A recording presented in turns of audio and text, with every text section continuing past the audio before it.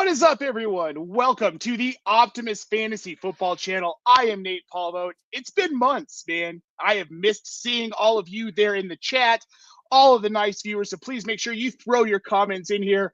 But tonight, I am here with, on my right, the one and only Mr. Kevin Tompkins. And on my left, we have Mr. Keith Fleming, my Friday show co-host. We are back.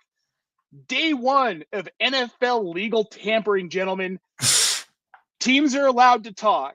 Now, there's some suspect things. Like, let's talk about this Hassan Reddick thing real quick before we get into the meat of the show here. That deal was announced, what was it? 5 minutes after the tampering period opened? They're fast workers. His agent's one of the fastest workers in the business. Right. Everybody knows that. Nobody works faster than us. Yeah, obviously not. So, this is when we can talk about legal tampering. We have Mustard on the beat tonight. That is for sure. Mr. Brad Bolt tuning in. Hello there, good friends. How are we on this fine tampering day? Brad, this is like Christmas, buddy. I mean, this is when the news cycle starts back up here. Jamie Parag, my guys are back in action. Jamie, it is good to see you. We got Lou flashing the eyes. Lou's probably flashing the eyes over this first deal here we're going to talk about, guys. Let's get into it. Fields Jets to Jersey. We've got Justin Fields coming off of the free agent board, landing in New Jersey. The fifth-year vet's going to be teamed up with Garrett Wilson and Breece Hall, plus a bad offensive line here on this Jets team. And I don't think anybody can really deny that. It was an issue for Aaron Rodgers last season. It's going to be an issue for Fields unless they do something. Keith, you and I had a little bit of a conversation about this earlier. I want to hear your thoughts on Justin Fields here landing with the New York Jets. I am one of those suckers that still believes in Justin Fields. I do. I feel like the Bears situation was so bad. Like, it cannot be overstated how much of a mess Chicago was. And despite that, I do think he showed improvements each season in Chicago. Obviously, we know we got a very short sample in Pittsburgh. He went 4-2. I know he wasn't asked to do a ton. What's most important to me is Mike Tomlin has said a lot of very nice things about Justin Fields, about him, coming to work, wanting to learn, wanting to get better. He's still very young, obviously extremely athletic. The two things that are my concerns. Number one is he's got to continue to work on getting quicker at reading his progressions and, just being able to get to those receivers faster, because we know that if he doesn't hit his first or second read, bad things have happened so far in his career. The bigger issue is it's hard to read your progressions when you have an offensive line like the New York Jets. Now, I do want to say Aaron Rodgers looked really immobile last year. So maybe having a more mobile quarterback, you can, sort of at least hide some of the deficiencies on the offensive line. And obviously I love, Garrett Wilson and Breece Hall, two of the most talented dudes in the league. I actually think Breece Hall is going to have a monster year this year. I think the Fields edition only helps him. But we'll see if it's enough to, resurrect Justin Fields. I think for fantasy purposes, Fields is an automatic top 10 QB. That's always been. I think it's really good for Breece Hall. We'll see about Garrett Wilson. It could be good or bad. I'm not really sure on that yet, but I'm hopeful. I like Justin Fields. I do think he's really talented. But I do question kind of if the Jets are in win now, if this was the best move, because to me, Fields still feels like somebody you're a few years down the road with. Okay, I don't disagree with that. Now, what I will say, though, is for as bad as Rodgers was last season, Wilson and Adams on that Jets team were wide receiver 10 and 11 in PPR. Kevin, do you think that's within the realm of possibility for these guys? Well, for Garrett Wilson, obviously, DaVante Adams is gone. But is that within the realm of possibility for Garrett Wilson in New York with Justin Fields? They're going to have to get that dude some help, because right now it's Xavier Gibson, it's Alan Lazard, Tyler Conklin's a free agent. It is literally bare bones. It's basically going to be like the Malik Neighbors thing, where you're looking at heavy volume, but probably not as efficient as you'd like. So, and then you add Justin Fields into the mix with that, you're probably looking at 160 targets, but he might not even catch 100. Like that's what you're looking at with Garrett Wilson. And look, volume is like king in fantasy. We love volume. We know Garrett Wilson is going to be top. I mean, no matter what they do, no matter who they bring in the draft, because you know they're going to be bringing either somebody in tomorrow, next couple of days in free agency to kind of fill out the roster, and then they're also going to have to bring in one or two wide receivers. Like there's no bones about it. It is Garrett Wilson and like Jags. So, for fantasy purposes, it's Garrett Wilson getting 160 to 170 targets, and then you're really hoping that he can find a rapport with Justin Fields, because if he can squeeze out 100 to 110 catches for like 1,100, 1,200 yards, that's a top 12 wide receiver. I mean, touchdown equity is going to be tough to get. Your real competition is going to be Breece Hall for touchdown equity, and Justin Fields on the ground. So, I mean, well, I was just about to bring that up, Kevin. So, do you guys have any concern with that with Justin Fields now? Because we saw him get super mobile in Chicago in that really good season where he's QB7. He had 1,100 rushing yards and 8 rushing touchdowns. If the Jets are smart, I'm not saying that they necessarily are, but necessity may dictate with the amount of pressure that's coming on Fields, he may have to become that mobile quarterback. Let's start with you, Keith. Do you have any concern that that's going to hurt Breece Hall's value a little bit in fantasy? No, I think it only helps him, because I think that they're going to have some design runs, which I think will make defenses respect, potentially. Again, we've seen this all the time with these mobile quarterbacks and running backs, run the QB running back option plays. And I just think Breece Hall is a stud. And Fields is not a guy that you're going to see like doing a lot of goal line work. Like Fields' touchdowns have historically been, he busts big runs, right? Which obviously maybe that'll eat into Breece Hall a little bit, but he's not big enough for you to be, especially if he's your starting quarterback, to be just running him at the goal line. I still think Breece gets the majority of those carries. And again, I just think Breece Hall is a stud. And if this Jets offense just gets a little bit better, I think you could see a huge increase for him, not to mention Fields targeted running backs a good bit in Pittsburgh this year and at the end of his Chicago tenure. So we could see him also get an uptick in receptions. All right, Kevin, what about you? Do you feel like this is going to affect Breece Hall negatively, positively? Or are you kind of just in the middle on it? I mean, Breece Hall's as it stands right now, Breece Hall's the second receiver on this team. So when you're looking at who he's splitting the pie with, like we said, Fields on the ground, Garrett Wilson through the air, that's the touchdown equity. So you're hoping to get double digits out of that. But even that's in question, because you still have Isaiah Davis, who proved in the second half of the season he's competent at catching the ball. Braylon Allen is like a baby, might as well be. He's going to be 22 at the start of the season. Like he's still 21, very young. Wow. I mean, good Lord. Can that dude go buy a shot? He cannot. Maybe. I don't know. But yeah. Oh, he's 21. He is 21 now. So okay. Yes. So hit him with a PBR. We'll have him PBR and a Jägermeister. Get him to Georgia's in Canton. Yeah. So you're talking about Breece Allen having to kind of split that workload. I mean, Breece Hall's going to get 70% of the running back attempts. I mean, I don't think that's in question, but no. Yeah, I the offensive line issues. We know that's a fair point about those backs, though, man. Like the Jets had a couple. I mean, like both of those backs look like they're serviceable, right? Like, but also Aaron Glenn brought in is it Tanner Engstrand, who's been the passing game coordinator the last like 3 seasons for the Detroit Lions. Aaron Glenn brought him over to coordinate the offense. So could we be seeing a little bit of maybe shades, not fully Ben Johnson, but like some of the concepts, with how they split up that running back room. It's possible. I mean, it's really possible that they have the young enough running backs. They maybe want to keep Breece Hall at kind of like the Jahmyr Gibbs, where you want to keep him as efficient as possible. You don't want to put too much on his plate to keep him fresh. But looking at the Jets right now, are they even more than a 6-win team? Even with probably not. Probably not. In that division, no, I can't see them winning more than Pats are going to be much better. You would have to think, right? Patriots are going to be a lot better. Miami, Dolphins, if Tua is healthy, Buffalo, consistently one get it's going to be tough for sure. It's going to be very tough. Kevin, where do you have Justin Fields today in your QB rankings for 2025? Right now, I mean, just going through it, knowing what Justin Fields can provide, he's got to be in the bottom of the top 12. I like think that. he's probably QB 12, QB 13. Like, I haven't really gone through it, but I imagine that's where he lands because we know what he can provide. We've seen it.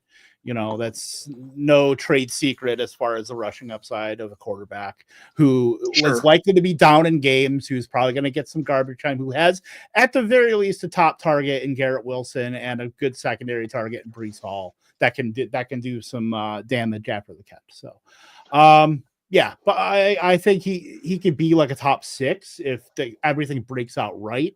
If they bring stays in healthy, right? It's probably the big thing was and rushing that's going to be the ability. big thing is if he stays healthy. Keith, I want to ask you this: over under 800 rushing yards for Justin Fields in 2025. Where do you land? Can we assume that he's healthy? Assume that he's healthy. Yes, I think it'd be over. I do too. Think it'll be over. Same. Yeah, I'm over. I think he nudges 1,000 yards with the Jets this year. Lou in the chat here making this point: of the available starting quarterbacks that were likely to play for the Jets this year, this is kind of the best case scenario for Hall. I would have. I mean, obviously, Sam Darnold wasn't going to happen. I prefer not to have Geno Smith go back to New York. It looks or like Darnold for that matter. I mean, they ruined Darnold in the same stadium just for the other team. So probably not a good idea to have him come back either. Yeah, no. This probably was best case scenario. Honestly, it's probably best case scenario for this team in general. The Jets not a good sign for QBs. I didn't even think about both Geno and Darnold started out there, right? Basically ruined, and then Rick made it, somewhere else. What if we got the Jameis Jets? So is Zach Wilson now going to be a stud in Miami at this point? He might. Jameis Jets? Sign me up. What if we got the Jameis Jets? Sign me up for fantasy. Shoot, Garrett Wilson, Breece Hall, bring it on. No, man, I don't want to see him starting anywhere anymore. I'm over that experiment. I think it's bad for fantasy, and I think it's bad for fantasy assets. He's a nice guy. Fun in your life, Nate. Fun. Yeah, no kidding. Still some crab legs, Nate. Come on. Yeah, you know what? You know what else is fun? Sam the Seahawk, gentlemen. Sam Darnold gets $100 million for 3 years of service to the Seattle Seahawks. That's without DK Metcalf and without Tyler Lockett. They still have JSN. Kevin, is this good news for Jackson Smith and Jigba? I mean, we're looking at almost the same exact situation with the Jets. I mean, right now they're bare bones. We got to figure out what they're going to do elsewhere at wide receiver because, like, Jake Bobo is scaring nobody. Career special teamer Tariq Young is scaring even less than nobody. So clearly they're going to be bringing in another wide receiver. We just don't know if it's going to be the veteran. We don't know if it's going to be in the draft. I mean, you would probably figure both the way this is constructed. But I mean, I worry about the offensive line there because it's not what he had in Minnesota. It's going to be tough sledding with one target. You've got a decent running game at least behind you, but and no offense, I mean, he's average. AJ Barner breakout year. No, stop it. Keith. I'm serious. Maybe. No. Considering how no offense. No offense. It's my specialty tight ends. I really do think he's going to have a pretty good year. Yeah. No offense, 2 points older. Our generation's Will Dissly. No, God, that's gross. Seattle Will Dissly. Yeah. Not Chargers Will Dissly last season. Seattle Will Dissly. Fun. Seattle Kobe Parkinson. Whatever you want to do there. They've had about 1 million tight ends. So, okay, guys. Receptions over his last 7 games, FYI. Last year. Yeah. No, Linda and I talked about that a lot. It was fun conversations on our show Linda, I'm sorry, Casey. 250. I mean, he's a big dude. I know, dude. Big dude. Okay, so I want to ask here, with Darnold now in Seattle, JSN obviously is going to see a huge uptick. But with the propensity for having Darnold throw the ball 35 to 40 times a game, are either of you worried about Zach Charbonnet or Kenneth Walker, Kevin? Not. I mean, with them, I worry about the offensive line. I'm not super worried about the run game in particular. I know Ken Walker had like a really good weeks 1 through 6 and then kind of fell off a bit. Obviously, got hurt. Charbonnet Charbonnet looked pretty good at times. Yeah. But Yeah, by and large, I'm not super worried about the running game. I'm just worried about the running game in terms of, is Seattle even going to be in games? How good the offense is going to be basically overall. Right. Yeah. It's going to be, I'm worried about if Seattle's going to be in games enough for the run game to like actually matter in a good fantasy way. Sure. But I don't think it will be. That's kind of my concern. I don't think the volume is going to be there. I don't think the consistency is going to be there. Now, Keith, where do you have Darnold right now? Looking at him for 2025 in your rankings, is he a guy that you're going to be targeting, do you think, in drafts? Hell no. Okay. I don't understand this move. Like, Geno's issue in Seattle was when he faced pressure. He was great with a clean pocket, like great. Sure. I think he was third in completion percentage, like fifth in accuracy rating. But Darnold was outstanding last year, no denying it. But the last two games, teams figured out, we'll just blitz him like crazy, get pressure, and he looked awful. If you don't think teams are going to copy that, and to your point, Seattle's offensive line is every bit as bad as the Jets. Mm-hmm. Like, I don't understand. I do think, though, that it's not going to affect the run game that much, because I think Seattle's defense is going to be really good. Like, I do. If you look kind of at some of the metrics down the stretch, I believe in their head coach is just a defensive, mind in general. I think Murphy is going to really be a breakout guy this year. He kind of came on after a few injuries in the middle of the season. I think the defense is going to be good enough to keep them in games, and therefore they are going to run it a good bit. And I think they're going to ask Darnold to kind of be a game manager and not do nearly as much lifting as he did in Minnesota. So I think Darnold might work for the Seahawks for like their model of what they're trying to build. I don't think it's going to work from a fantasy standpoint. I'm not crazy about anybody outside of those backs, JSN, and then again, maybe taking a shot on the tight end.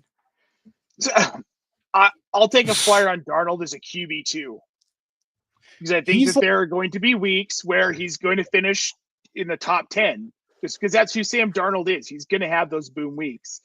And if I can have him in as a QB2 and isolate myself with a better QB1, we get him later in drafts, I'm fine with it. The problem is I don't see that happening.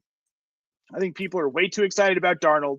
I think they look at the contract, they look at the money, and they look at the season he had in Minnesota, and I'm guilty of it too. I got really enamored by him those first five games in Carolina when he had a full slate of players. Because, damn it, he looked so good those 5 games. Didn't he lead like the league in rushing touchdowns for a short period that season or something? He led the league in total. He led the league in total touchdowns through the first 5 games.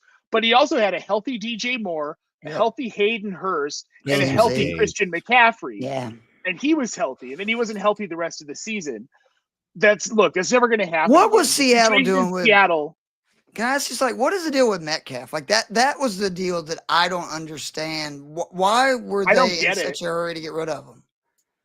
I really don't understand it. I don't understand, but let's go ahead. There has to be something that we don't know. Like that hasn't been put out. It probably does. Well, let's talk about this here.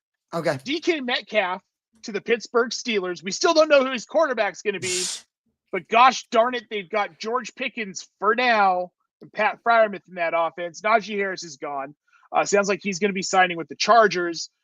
So first, George Pickens can't stay in this offense. Like, there's no way. They both do the same freaking thing, and they don't have a quarterback. Keith, I see you shaking your head. What do they do with Pickens here? Does Pittsburgh move him, or are they going to have to cut him? As a Georgia fan, I think they can get something for him. They have to move him. Let me tell you something. Pickens, I love him. He's a uber talented guy. And I think you get him with the right quarterback, he could be just a huge problem. Sure. But send him to Green Bay. He wants the ball. Like, he is, there is no bones about it. He wants to be the alpha guy. He wants to be the man. And I would assume in the pecking order, it's going to go Metcalf and then Pickens. And I don't think that's going to sit well with him. I would go ahead and trade him. I think they can get value for him. And to Kevin's point, like, teams like the Packers could totally use this guy. I look at a team like Carolina, right, with a young Bryce Young. Like, there's teams out there that he would be a huge addition for. And I do think he can get some value. Like, he's still young. He's still got, 2 years or 1 year left on the rookie deal? 2 years. So, yeah, I think you could probably get like a second rounder potentially for him. Why not? And look, Pickens, he's not my favorite receiver in the league, but there are definitely teams he can add value to. Green Bay, I definitely think, is one of them. Look at that receiver core. They have a bunch of mid guys. Like, we kept thinking, Christian Watson's going to be great. oh, Romeo Dobbs, it's going to be great.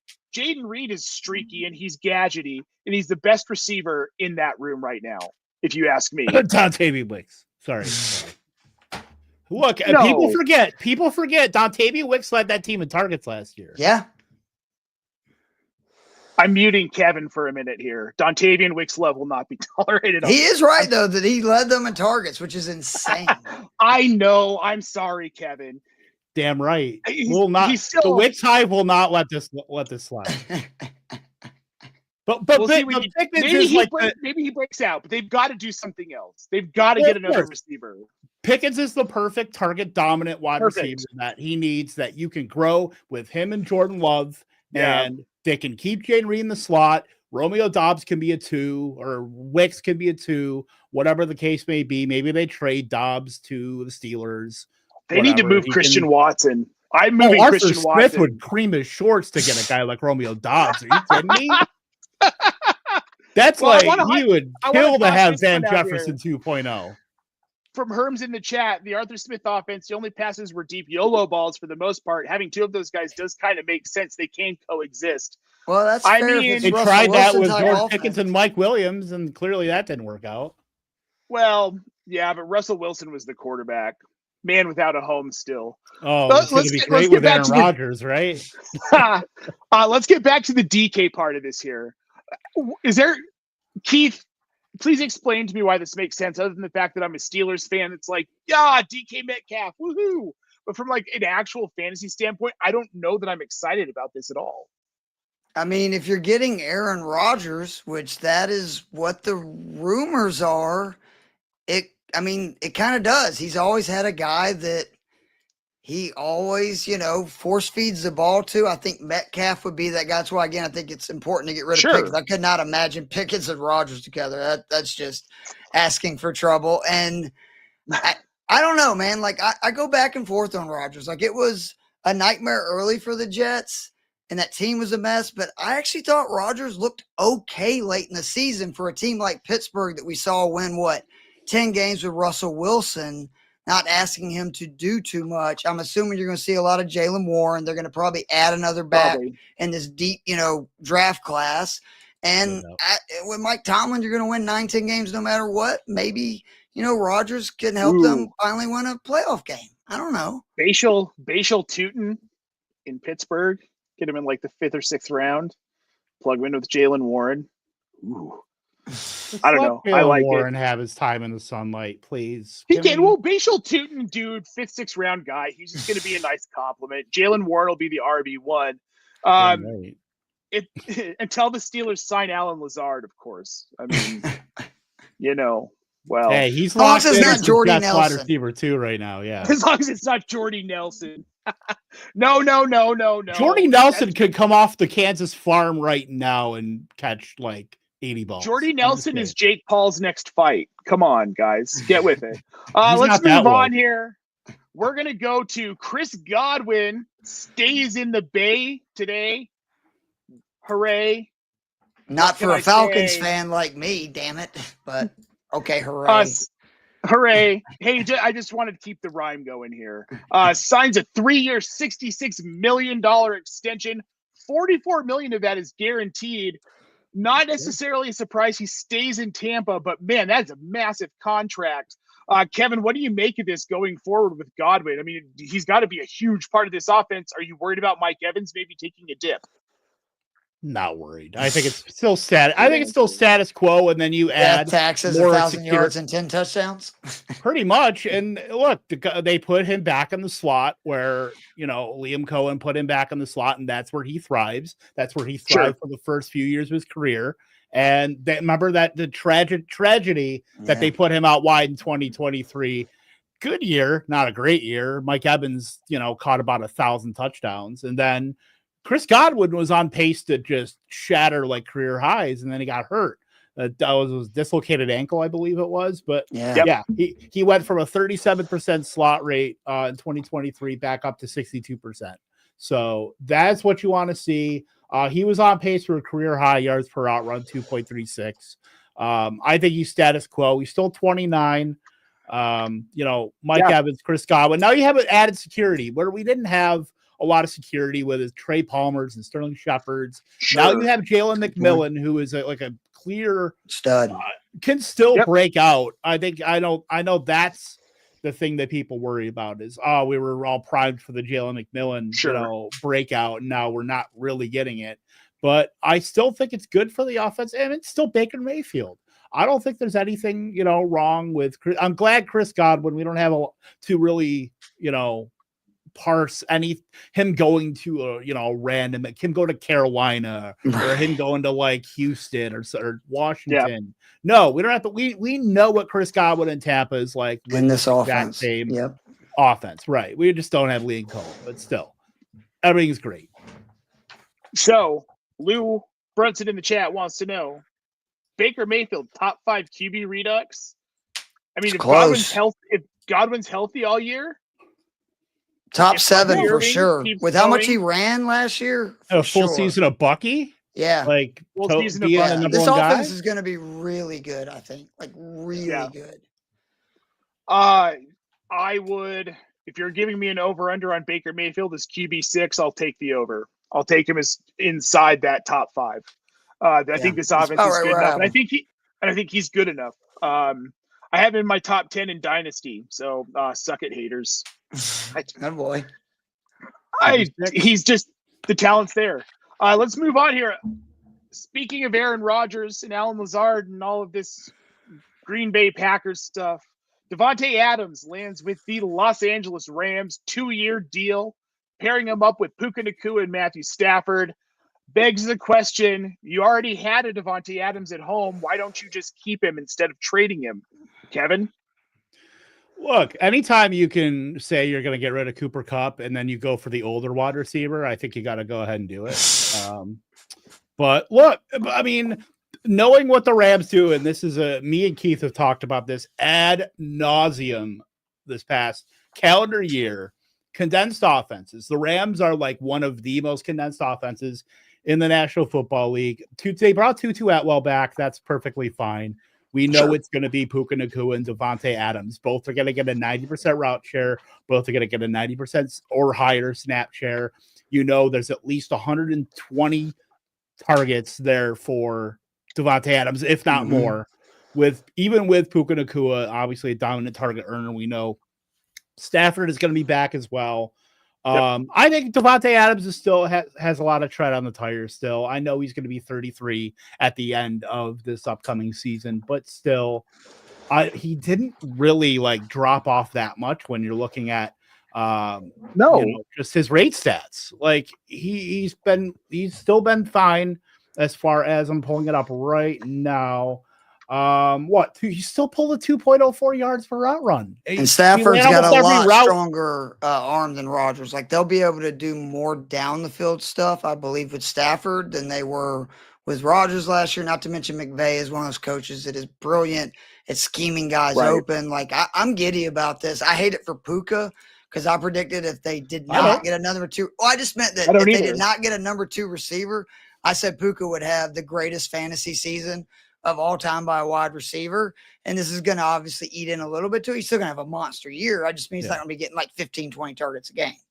Or, Keith, he has the greatest fantasy season by a receiver ever and then some because he has someone to take the focus off of him. I'm down That's a big I do like this. I like it for a couple of reasons. I like it because, first of all, this is cheaper than keeping Cooper Kupp. Cooper Kupp was going to cost more than DaVante Adams is costing at this point in his career.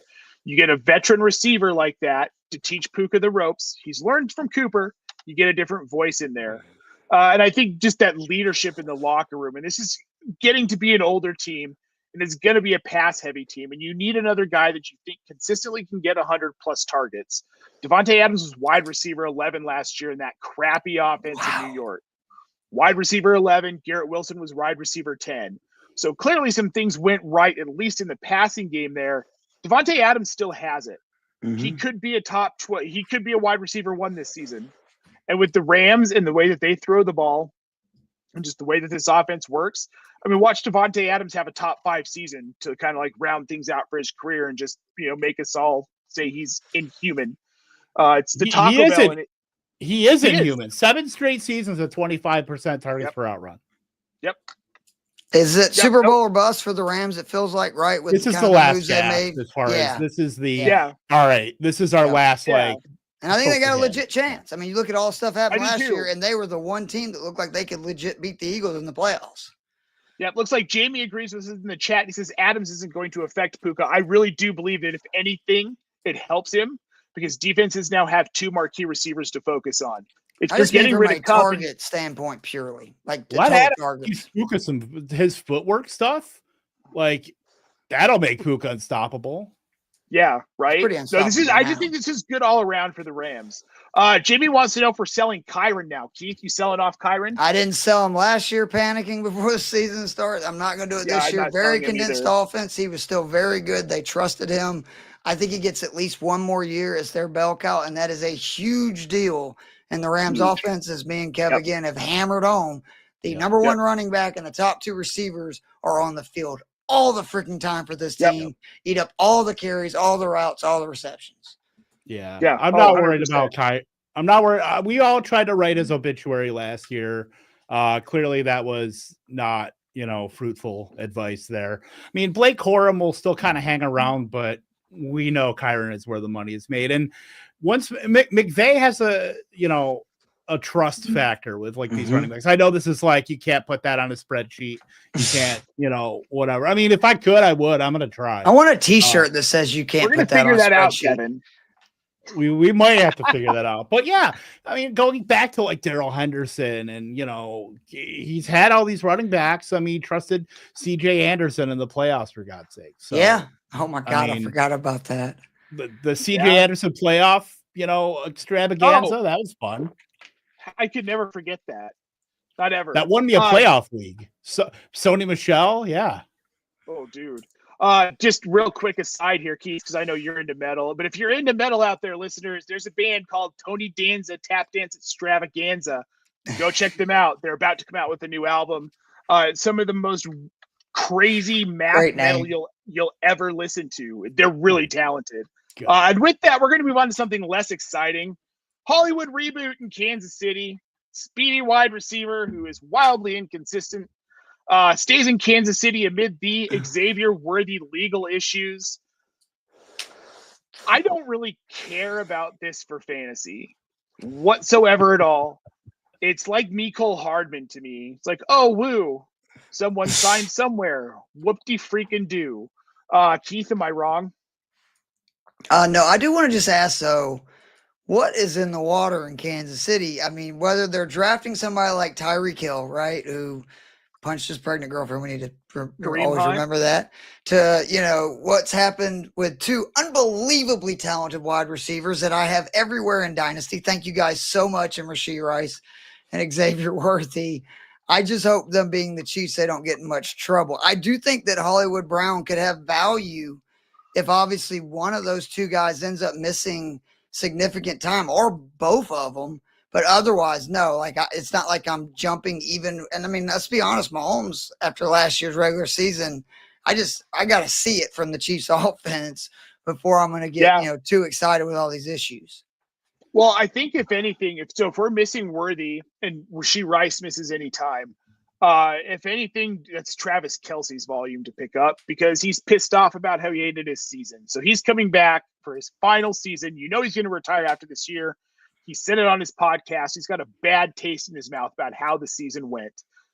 I am terrified of what he is going to do to opposing defenses in his final season in the NFL. That man is mad, and I do not like it when he's mad, especially as a Broncos fan. He runs like a podcaster. That's the thing. I think he's going to work on that this off. Hey, I run like a podcaster.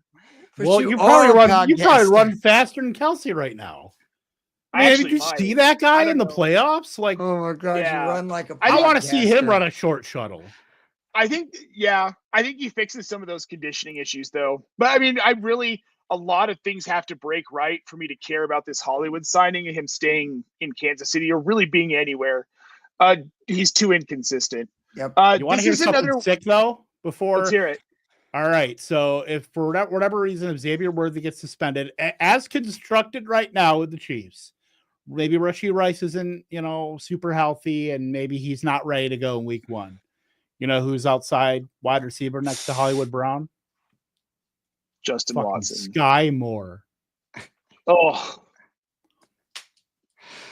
Why? No. I think it's the beginning of the end for the Chiefs. Maybe we're finally seeing a little. You bit know of they're a dip. bringing in like Juju for nothing. You know they're bringing in another wide receiver. Probably. They're probably going to bring in Keenan Allen or something. I bet you they bring DeAndre Hopkins back. Why? Why not? When did You they can get him trade for nothing and he already Pickens? knows. No, I couldn't see that. I couldn't either. No. Who was They it already just tried to trade for a wide receiver. Kadarius Toney. few That times. really didn't work out. Where did Kenny Pickett get traded to? I just saw it right before Cleveland. it came down. They Cleveland. went and they got That's DTR right, for back. DTR to 5th. God bless him. Speaking of another weird one, Don't Mike trade with Howie Gesicki- Roseman. Yeah, right. Mike Gesicki sticks in Cincinnati, gets $25.5 million over 3 years to stay with the Bengals. They franchised T. Higgins. They got to pay Jamar Chase sooner or later. They just paid Burrow a couple years ago. What are they doing, Kevin? I don't. He's clearly a Burrow. Well, the thing is, he's clearly a Burrow guy. Like Burrow has been espousing like anything good that when they're talking about the future of the Bengals, it's always included Mike Gesicki. Mm-hmm. He has a tight end that he actually likes now. And for how many years have we been talking about if Mike Gesicki has been used right, correctly in an NFL offense, that we were going to see? And when T. Higgins was out, we saw Mike Gesicki be like a massive stud. Now, do I think that? I mean, you could rotate any of those Bengals wide receivers, the Andre Yoshivas's and whoever you want to throw out there. But the third target, it's no different than, well, it's a little different because Jamar Chase is all world, but like what the Eagles have when you're talking about like a three condensed, right? Sure. Gesicki is like the better Goddard. And we know it's going to be the passing game is going to run through those three guys. I mean, you can set your watch. Some games he gets huge targets, right? And other games he's not going to get like, but 2 or 3. But he's always going to be kind of that third option, right? Yeah. Just depends how much you go to the receiver. Lou in the chat, Mike Gesicki is the most athletic 0 yards after the catch tight end in the history of 0 yards after the catch tight ends. I mean, that's it's hard to not be number 1 when number 2 is Jason Witten. Hi-oh. Number 3 is Travis Kelce. Hey, Jason Witten has nice hair. Jamie says, you know who's a fantasy football stud? Optimus Primetime. We agree. You're the man, Jamie. Thanks, Jamie. We appreciate it. You know who's not a primetime stud, but he got a deal? Elijah Mitchell, also going to Kansas City. Presumably, guys, he is going to be the backup to Isaiah Pacheco with upside to start the season. Here's what I want to know. Do either of you, and Kevin, we'll start with you first, then we'll go to Keith. Do you think that is there any chance that in this Kansas City offense with the Andy Reid, Patrick Mahomes magic, that we could see him produce anything like that 2021 season in San Francisco where he got the starting nod for like half the season? God, was it that long ago? Man. I know, it makes you feel old, right? A little bit. But yes, it like was. I remember on FFPC bidding 750 out of my 1,000 on Elijah Mitchell. I remember those the Fab Wars for Elijah Mitchell. That's how far it was a different time. It really was. Different economy, different everything. But look, it's 2 forks in the road here. I believe I said this, I posted this earlier today on the old Blue Sky. Elijah Mitchell may be just be the Chiefs RB1 and beat out Pacheco. Maybe he's not the same running back. I mean, the end of last season, he did not look anything close to what he had been. Nope. I mean, the fact that you let Kareem Hunt run laps around you, I mean, that's very telling. And he is a free agent. The other fork in the road, Elijah Mitchell doesn't play a snap for this team. Like, that's totally within the realm of possibility. Yep. Like, this is like a June signing in March, the first day of legal tampering. Like, this is a weird signing to do like now. But I thought so too. Yeah, like it's like you're talking about all these other names, and then like, hey, remember Elijah Mitchell is a remember that guy. He is a remember that guy that signed the first day of legal tampering. Yeah, Jamie says Isaiah Pacheco should have been traded 365 days ago. Here's what I do too. But the thing is we talk about this all the time in this realm is draft capital matters. So when you get these guys who are seventh rounders like James or undrafted like James Robinson, the minute they falter, the minute that their production dips, these teams are willing to just move on immediately. Elijah Mitchell is another one of those guys. He was an undrafted free agent as well. Pacheco's last 4 games with the Chiefs last season, 7 carries, 14 carries, 13 carries, 9 carries, and 6 carries. His last 3 games, he averaged 3 yards or less per carry. To me, with that draft capital, I'm worried that Elijah Mitchell comes in and gets all the volume. And maybe he's inefficient too, and this Chiefs running game stays what it is, and they sign an unsigned Kareem Hunt like week 5. Totally within the realm of possibility. Like, this is a throw all your crap at the wall and see what sticks. Yep. Like, because right now, yeah. Go ahead. I mean, it's Pacheco. It's literally Pacheco, Mitchell, and Carson Steele right now, as the backs like on their main roster. Like, they're not done. They're gonna probably bring in another running back, a veteran. They're gonna probably draft 1 or 2. Like, they're gonna just piecemeal a run game. I feel like, and Mitchell might be part of that. I mean, but it remains to be seen whether Mitchell can. I mean, that was a long time. 2021 was a long time ago. Yes. In NFL years. He's fresh. Especially in running. he's fresh. Yeah. He's freeze-dried. Fresh. He's dried. Who's not dried, though? Aaron Jones, the Viking. He's got to really chap the asses of all those Packers fans out there. 30-year-old running back staying in Mini for $20 million over 2 years, $10 million a year. Pretty good for a 30-year-old running back to get a deal like that.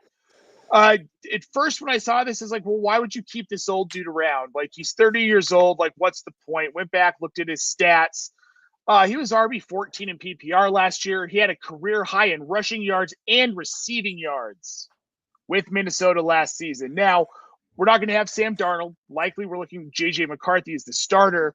That almost makes me more excited for the prospect of Aaron Jones because I feel like he sees an uptick in volume, if that's even possible, from what he saw last season. Kevin, do you share my optimism here with this Aaron Jones re-signing in Minnesota? Yeah. I mean, Aaron Jones has always been like underrated, and like when we talk about success rate and stuff like that with these running backs, like Aaron Jones has always been a guy that, he doesn't have as much tread in the tires as you think because he was so managed in Green Bay. And now we know with Minnesota how they typically don't. I mean, the more condensed offenses, they typically don't use a lot of their, backups. So the Ty Chandlers or the Cam Akers, like they didn't use them like a lot. Like Aaron Jones was still the feature guy. And we know what this offense is, it's obviously Justin Jefferson and Jordan Addison, right, and TJ Hawkinson, but Aaron Jones is a massive part of that. And he's always been productive even into his 30s now. So I think it's a good deal that gets him a little bit of security. And, I'm still willing to draft him and because he's going to be a value in the 5th round of redraft, if everything holds. Sign me up for that. Keith, top 15 finish for Aaron Jones. How likely do you think it is? Very likely. I think it's very likely. He was one of the best running backs in football last year. He finished the year before with the Packers, looking really well. And I think he's one of those guys that from his time in Green Bay, he never was, a bell cow really. So I think that helps extend these guys' careers, like that they don't have these seasons with, 350 plus touches. And I think they are going to rely on him. And I think McCarthy, he is used to a system in Michigan where you lean on the backs, a lot of play action. And I think that they're going to mirror that. And I actually expect Minnesota's offense to be near or the same because I really believe in Kevin O'Connell. Like you look at what he has done with a litany of different QBs. Like I think they're going to be fine. And this offense will be similar to what it was last year. Did you see him walking around in Mobile at all, Keith, with that beautiful beard he had going? I did in not. Mobile? No. Oh, I like Kevin O'Connell. I don't think with I that would have beard. recognized him with it. He looks really good. It took me a minute, but I was like, I like you even more. Speaking of liking people, Angie Hatfield dropped it in the chat here. She says, "Hi guys, happy birthday, Keith." It's Keith's birthday, folks. He is spending his birthday with us. His 29th birthday. Yeah, I wish. Yeah, right. Don't we all? She says she might be the only person anyone knows with an Eli Mitchell jersey. I bet you we can find some people with one. If you've got an Eli Mitchell hosted jersey, the Inside Drive. I promise you, he has one. I know because I've seen him wear it. So yeah, there are a few 49ers guys that I remember buying some when that whole craze was going on, and I get it. It was fun times. I had a CJ Anderson jersey. It's not that much different. He like a season and a half of being really super relevant. But he also lived in a property that my wife was a general manager of, and nicest guy on the planet, or so we heard. Now let's talk about this one here. Geno Smith, we talked about a little bit earlier. He's shipped to Vegas. Veteran QB gets new life here. I beg to differ, but he's got Brock Bowers. He's got that going for him. He's got that going for him. Keith, I mean, that's about the nicest thing I can say about it right now. I mean, yeah. We know Pete Carroll loves the guy. I mean, hey, sure, he's about the only one. But does Pete Carroll think this team could possibly be in win now mode? Because that's the only reason I can think of. You go get a veteran guy like Geno Smith, because otherwise you should be drafting a quarterback in the first round. They still might. Kevin, Keith, yeah, who they do you still think? Might. Oh, they're going to have to move up. But I mean, maybe they like one of these guys that, potentially we're not. It's like Jackson Dart or something. We don't know. And I mean, Pete Carroll is not going to come. We've seen this unless he has somebody like, Russell Wilson. Typically, whether it be New England or in Seattle, he wants a quarterback that can, play now and at least make them somewhat competitive. We'll see if that is Geno Smith is the answer. But I mean, I think it's very good for Brock Bowers. I really do like some of their young, smaller receivers. They need an alpha receiver, but I like Jacoby Myers, like Trey Tucker flashed at times last year. And I also think Antonio Pierce, no offense, was a really bad coach. And Pete Carroll, he was. They will improve just in that alone. And again, I do think actually Geno is going to be a bridge where they end up drafting one of these QBs in this draft. You're right. I don't think they're obviously going to get Ward or Sanders, but I think they'll get one of those next group of guys. And then, hopefully Geno starts a few years and they transition to that. Like a Jackson Dart, maybe? Yeah, like that's exactly what I'm thinking. I could see him as I don't want to see Vegas Dart go to Vegas. I like Jackson Dart. Kevin, does this help you with Brock Bowers? Does this help you with Jacoby Myers, Trey Turner, Zamir White, any of these guys on this team? Do you think this helps any of their value at this point? I mean, anybody that has an arm that can throw a football, it helps Brock Bowers. I mean, they didn't have that last season, so no, you really didn't. I mean, look, when you had to play Desmond Ridder in Week 17, I mean, that was the wheels were off the cart. Yeah, but yeah. I mean, Brock Bowers is going to produce no matter who is throwing the ball. I mean, we saw it last year. Now gets Geno Smith, Jacoby Myers. We talk about condensed offenses. Like, that's sneakily condensed between Jacoby Myers, who had probably the best season of his career, and Brock Bowers. Yeah. Won a lot of money in DFS, right, Kevin? Down the stretch, double stacking them Raiders.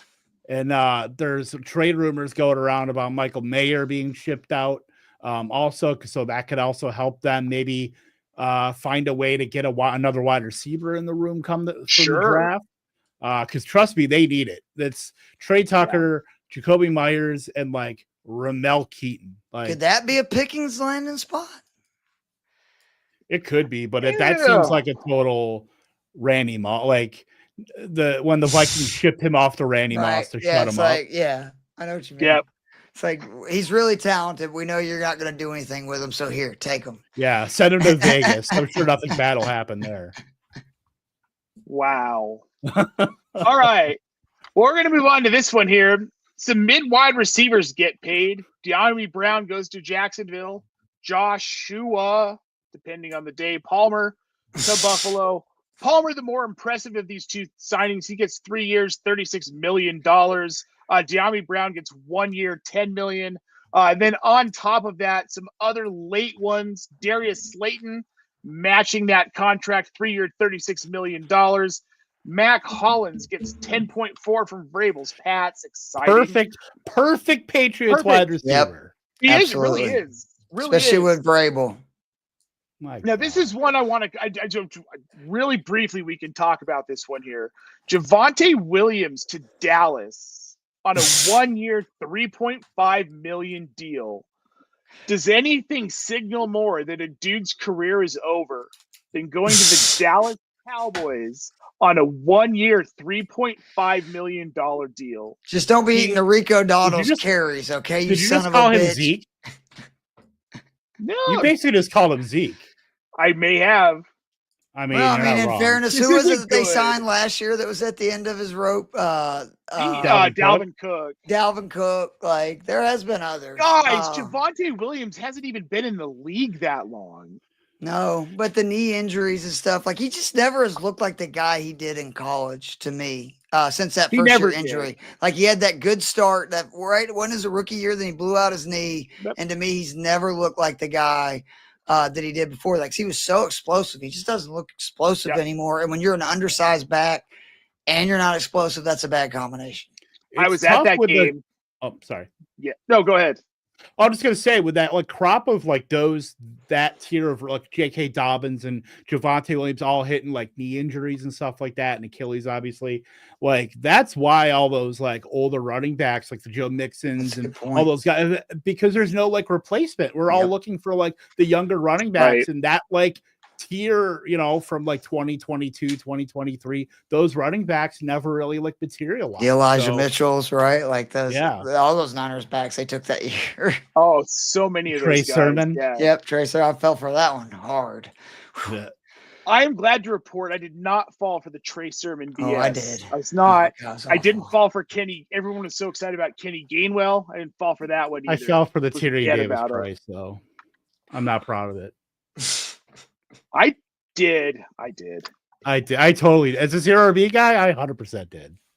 Well, how many times I drafted him in the 16th round of underdogs? What is De'Ami Brown doing, by the way? You finally break out. You have this stud in Jaden Daniels, and I'm sure, you would have to take a little less money, but you're signing a 1 year deal anyway. Go back to Washington with Daniels, have a big year, and then get paid. But instead, you're going to go to Jacksonville? I do not understand. Dude's getting paid $10 million to go watch Brian Thomas on the sideline. Exactly. And Brent Strange catch 100 balls. He had a career high 40 targets last year. And it took injuries to get him there. He looked good, though, down the stretch, man. Sure, but, dude, N'Keal Harry looked good sometimes, too. Not that good. He was there. He had some great, that final 5-6 weeks. There was weeks he was the best receiver with Terry McLaurin on the field. Seriously, he had the bigger games and made the bigger plays. I just don't get it when I'm sure he probably could have got $6-7 million, right, from Washington. I would just rather I don't know, though. Jamie makes a good point here. They did bring in Debo in Washington. They do different things, though. He's more of a down-the-field guy. I mean, do we know for sure that they even offered him a contract? Fair. Yeah, that's fair. Yeah. I mean, who knows? But the battle of the mid here. I mean, that's what a lot of this is going to come down to with the rest of this available class. Let's get into some of these players that are available before we get out of here. Still looking at quarterback. We've got Russell Wilson, Jameis Winston, and Daniel Jones floating about. Kevin, of these three, if you're a team looking for a quarterback who's not the Giants, because obviously that whittles one of these guys out, who is your top priority here? If I say pass, do I get a new question? We'll move on to running back. It's like Family Feud. No. God. You're the Steelers fan. You should be answering this.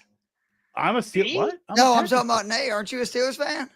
Yeah, I am a Steelers fan. So I'm saying you're the ones that need a QB. So who would you want? Rodgers? These guys? You should be answering. Can we just play with an all-time QB this season? I think that I guess sounds what fair. Daniel. It's sad to say, but like Daniel Jones, I guess. That would I be think my Daniel pick. Jones for me too. Out of these three, but you guys, we know what we're getting in Pittsburgh. We're getting Aaron Rodgers.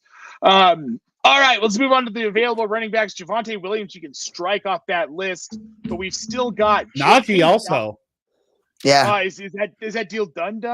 $9.5 million for a year to the Chargers. All right, so strike Najee off that list too. Going to the Chargers within my division. Damn it! I low-key love that, by the way. I do love Harris. it. I love it for Najee. Great fit in that offense. They've needed that type of running back. They tried to get it out of Dobbins, who's on the market. Dobbins, Dillon, Dowdle, still available. Out of these three, Keith, which one do you want if you're a running back needy team? I would take J.K. Dobbins. Rico Dowdle will be closely behind him. I just think that Dobbins proved last year he still has the explosiveness. He wore down as the season goes on. He needs to be like the second guy or, the 1A guy, like where you have another guy to eat up carries. But I think he proved last year he still can do what's most important, which is break big runs, and he can kind of be the lightning to a team's thunder. Yeah, I'm with you on that. Kevin, do you agree with that on J.K. Dobbins, where if he's kind of more like an RB2, maybe it makes more sense that you want to bring him in over guys like Dillon and Dowdle? I mean, none of these running backs are going to be top options for any team. They're all committee backs maybe Dowdle has an outside shot, but I just don't see it right now. I think Dowdle is probably best served as like a complement to another running back. Dillon is as dead can be. I wanted to hear what you had to say. Yeah, I don't know how much he paid you to get on this graphic, Nate, but clearly, look, dude, it was slim pickings, man. I was like, hey, he has nice thighs. I'll put him on there. Man. His thighs won him onto this list. Amazing. For me, it's probably Rico Dowdle. If we're looking at, I'd like to see Rico Dowdle in Denver. They need another back. You get Dowdle, you got Esme, you've got McLaughlin. I think that's a good 1-2-3 committee. Dowdle can be maybe probably a little bit heavier volume than the other two. I think he fits really well there. But if you're asking any of these guys to do anything more than that, you're in really bad shape and you'll finish. I hope you're gunning for the first overall pick because that's what. And a new run-heavy NFL, right? So yeah. Right. Now with wide receivers. Stefon Diggs, Amari Cooper, Keenan Allen, Brandon Cooks, and I put DJ Chark on here just because I like saying his name. He's not really relevant that much here. Chark. You're right. Amari Cooper, I think is the most interesting name on this list to me. Stefon Diggs and Keenan Allen, like just looking from an age and injury perspective, Stefon Diggs knee injury, that terrifies me for this season. Is he going to be ready to go? That would be the answer for me would be Diggs, but he's not. Yes, right? But he's not. Right. Yeah. So I would say Cooper. Yeah. I don't know. I would still say Keenan Allen because Keenan Allen can still separate, can still earn targets. I'm totally fine with if Keenan Allen gets on like the Kansas City Chiefs. Tell me he's not like one of the easiest 6th round picks. Yep.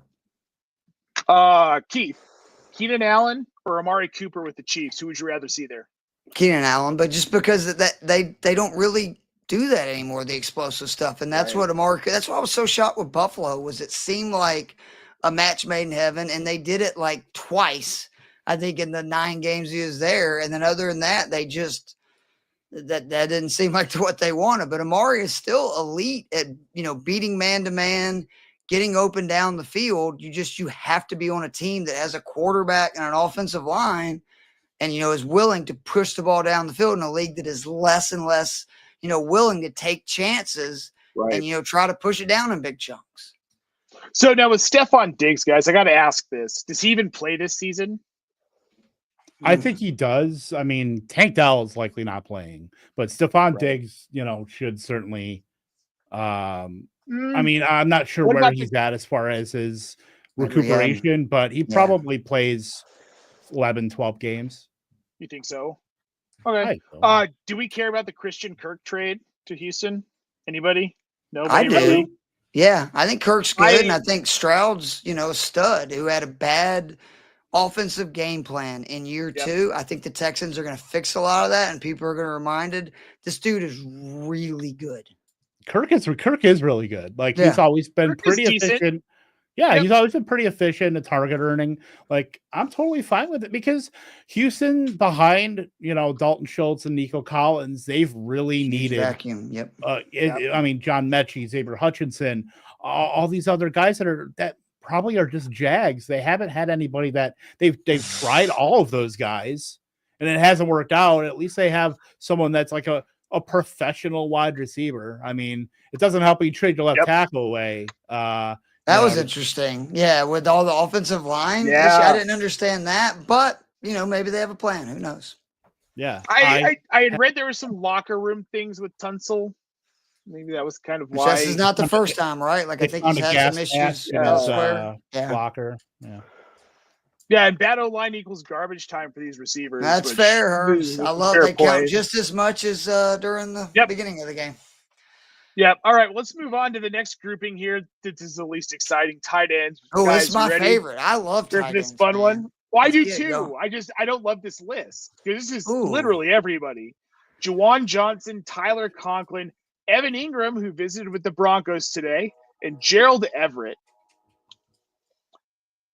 Kevin, anybody outside of Evan Ingram, is there any of these other three guys? I mean, maybe Gerald Everett.